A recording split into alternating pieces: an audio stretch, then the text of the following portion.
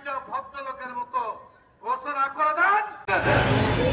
আমরা কোন রাজনৈতিক দলের নেতা কর্মী না, এখানে যারা বসা আছি তারা রাষ্ট্রের একটা অংশ। আমরা দেশের উন্নয়ন করি, আমরা সরকারের সমস্ত কাজে সহযোগিতা করি, সরকার যিনি হবেন তার কার্যক্রম বাস্তবায়ন করি। আমরা আজকে পরিষ্কার ভাষায় বলে দিতে চাই, অনেক খেলা আমাদের নিয়ে খেলেছেন, সাবেক সরকার এসব দেখেছে। বেগম খালেদা জিয়া 3 বারের প্রধানমন্ত্রী, তিনি দেখেছেন আমরা কিভাবে আন্দোলন করে আমাদের দাবি আদায় করেছি।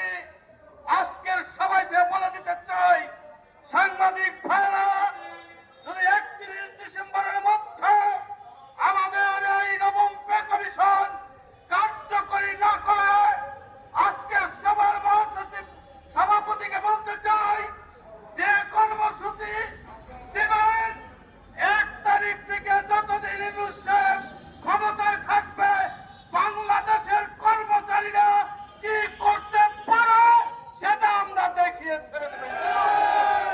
প্রিয় কর্মচারী ভাই বোনেরা, নেতৃবৃন্দ যারা আছেন, আমি আমার বক্তব্য দীর্ঘায়িত করবো না, অনেক কথা হয়ে গেছে, আমাদের খেলার সময় নয়।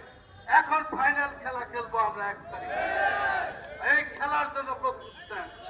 দাবি আদায় করতে হলে ফাইনাল খেলার জন্য প্রস্তুতি নেন। এখানে ষড়যন্ত্র হচ্ছে। ডক্টর ইউনূস সাহেব, আপনি যেন পে কমিশন বাস্তবায়ন না করতে পারেন, তার জন্য কিছু ষড়যন্ত্রকারী আমলারা ষড়যন্ত্র করছে। আমরা তাই চাই সমস্ত ষড়যন্ত্র প্রত্যাহার করে আমাদের দাবিটা ভদ্রলোকের মতো ঘোষণা করে দেন। আর না হলে আমরা আমাদের ছেলে মেয়েকে যদি খাইতে না পাই, যদি পড়তে না পাই, যদি সরকারি প্রতিষ্ঠানে 8,050 টাকা দিয়ে 6 জন পরিবার নিয়ে চলতে হয়, ওইখানে যা তা করা লাগে আমাদের বেঁচে থাকার জন্য, তাই আমরা শুরু করবো 1 তারিখ। আমি আমার বক্তব্য দীর্ঘায়িত না করে সকল মিডিয়া ভাইদেরকে বলবো, পরিষ্কার ভাষায় কথাটা লিখে দেবেন। পরিষ্কার আপনাদের সহযোগিতায়, আপনাদের লেখনীর মাধ্যমে আমরা অতীতে অনেক সংগ্রাম আন্দোলন দাবি আদায় করেছি, আজকেও আপনাদের সহযোগিতা চাই।